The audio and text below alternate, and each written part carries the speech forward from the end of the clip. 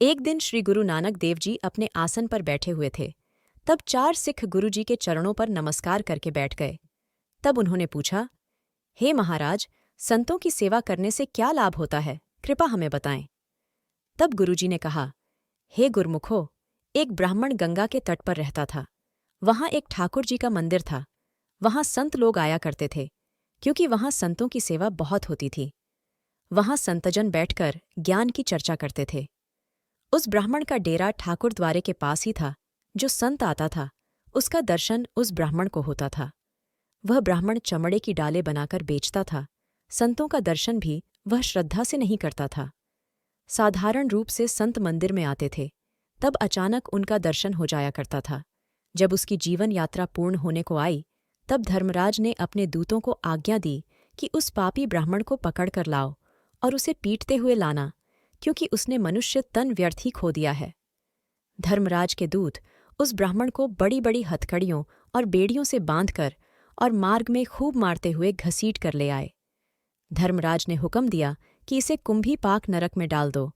उस उर्वा का मुख तो 1 घट जितना है, परंतु नीचे से वह अनेकों योजनों में है। उस नरक में अनेकों जीवों के रोने कुरलाने की आवाज आ रही थी और भयानक दुर्गंध भी थी।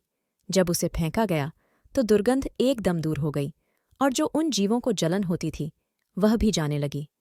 जब यह कौतुक देखा तो चित्रगुप्त ने कहा, यह क्या वही ब्राह्मण है या कोई दूसरा ही ले आए हो? इनके गिरने से नरकों की आग ठंडी हो गई। देखो, कहीं भूल से कोई महापुरुष तो नहीं फेंका गया। यमदूतों ने कहा, हे महाराज, यह तो वही ब्राह्मण है जिसने अपना धर्म त्याग कर वृत्ति ग्रहण कर रखी थी। सुरापान करता था, मांस मछली आदि सभी का सेवन करता था। उधर नरकों में सभी जीव उसकी शरण में आ गए। तब यमराज ने आज्ञा दी कि उसके कर्मों को फिर से देखा जाए। जब लेखा देखा गया तो पता चला कि यह मनुष्य आयु भर संतों के दर्शन करता रहा है और अनेकों संतों की चरण धूड़ी इसके शरीर पर पड़ती रही है, इसलिए इसका शरीर परम पवित्र हो गया है। तब धर्मराज की आज्ञा से उसको वहां से निकालने के लिए यमदूत आए। कहने लगे, हे भाई, हमने भूल से तुमको यहां धकेल दिया है, तुम बाहर निकल आओ। तब उसने कहा, मैं तो तब तक नहीं निकलूंगा जब तक तुम इन सबको बाहर नहीं निकालोगे। दूतों ने धर्मराज से कहा, हे महाराज, वह तो सारा नरक खाली करवाने को कहता है। धर्मराज ने कहा, अच्छा, उसका कहना मानकर सबको निकाल लाओ।